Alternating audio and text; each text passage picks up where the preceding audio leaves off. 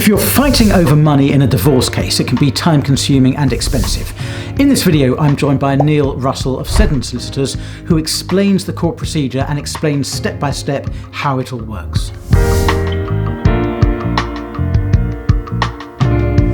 Neil, you handle financial remedy hearings for people ranging from stay-at-home parents through to city traders and celebrities. Can you explain how the basic procedure works? Yes, before you issue your application to start the financial remedy process, there is an obligation, unless certain exceptions apply, for the parties to, the very least, consider mediation. How does the court know if the parties have considered mediation? So if I, in a typical case, want to issue my application to the court for a financial remedy, I have to file with my application what is known as a MIAM certificate, which is a Mediation Information Assessment Meeting Sheet. And what that does is satisfy the court that you have considered mediation as an alternative to court proceedings. And if the divorcing couple want to try mediation, what's the process for doing it?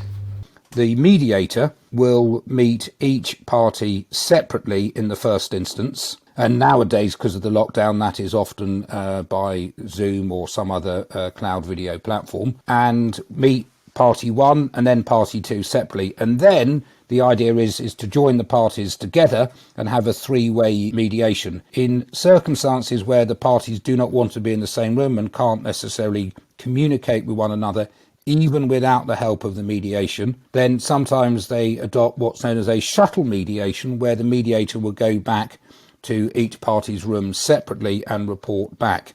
Is there an issue concerning the lack of a level playing field? Because sometimes I imagine one spouse might not know as much about the couple's finances as the other spouse. To make mediation work in terms of dealing with the financial aspects, the parties are going to need to make financial disclosure. And the financial disclosure that is made in mediation is generally the same financial disclosure that is made in the financial remedy process. And to give a summary of the financial remedy process, assuming when the Form A, which is the financial remedy application, is made, you've got your MIAM certificate included, you send that into the court for issue, you will then hear back from the court and you'll get a date for what is known as the first appointment. That will be listed 12 to 16 weeks after the date of issue. And the court sends out a standard timetable for the preparation for that first appointment. And if you're finding this video helpful, please do click on the like button below, which is a way of feeding back to Neil Russell that you're finding this video helpful. Neil, can you guide us through the standard timetable? Working backwards, 35 days before that first appointment hearing, the parties are required to file and exchange Forms E, which is a court-prescribed financial statement. That's information and documentation in support of that form.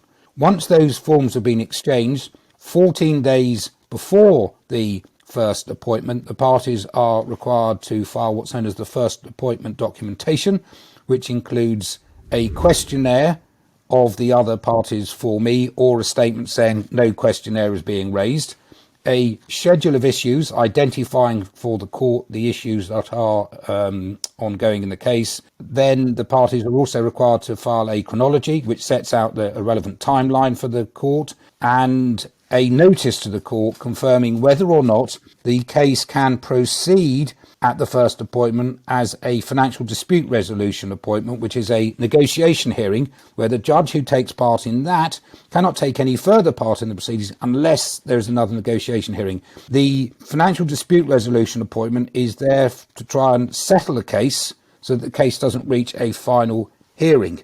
What happens if the husband or the wife haven't filled in the forms properly or haven't given enough information? Quite often, when the questionnaires aren't properly answered, or there's outstanding disclosure, or there are or is a requirement for experts to value properties or companies, the first appointment will give the directions necessary to prepare for hearing number 2, the financial dispute resolution appointment. And that will provide those directions for how long the parties have to answer the questionnaires if there's outstanding information, what experts need to be instructed valuing a home or other properties or companies, and any other expert evidence that may be required, and then an updating disclosure for a financial dispute resolution appointment where the judge will then hear each party's proposed settlement position. That is without prejudice, so you're not bound by that if the case doesn't settle, and any subsequent judge will not know what has taken place at the financial dispute resolution appointment. Do most cases settle at this stage? The judge at the financial dispute resolution appointment cannot force the parties to settle,